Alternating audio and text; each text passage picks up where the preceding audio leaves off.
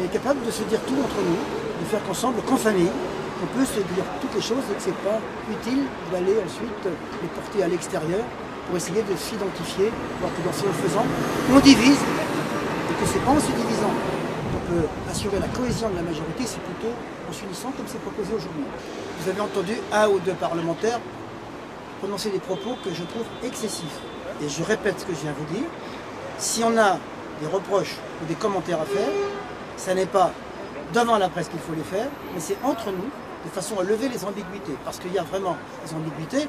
Ceux qui ont pu évoquer la tonalité des propos du chef de l'État dans les termes où ils l'ont évoqué, me paraissent à la fois excessifs, dangereux pour eux-mêmes, mais aussi dangereux pour le mouvement dans son ensemble. Donc il y a toujours ces quelques unités. Moi j'ai vu ce matin, aussi bien le premier secrétaire de notre mouvement, aussi bien Richard Ferrand, applaudi debout, sur une tonalité qui n'est pas celle-là, qui est celle d'aujourd'hui. Ce n'est pas dans la division. La division et le fronde, c'est le poison des mouvements qui entraîne l'émiettement et la chute des mouvements.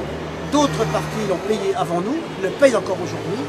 Ne tombons pas dans ces travers et je vous assure qu'il s'agit d'une infime minorité qui ne s'est pas du tout ce matin exprimée. Je ne l'ai d'ailleurs pas entendu ni dans les couloirs ni dans la salle. Mais comment vous expliquez ce malaise quand même sur ce sujet? Il est présent.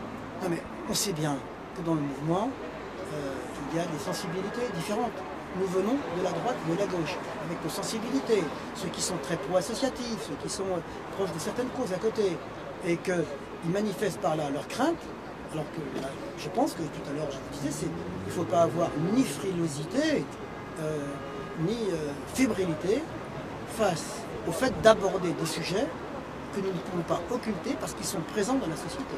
On ne va pas laisser le monopole au Rassemblement national, qui est la seule opposition crédible aujourd'hui dans ce pays, le soin de parler des problèmes de communautarisme, de sécurité et d'immigration de la façon dont elle le fait.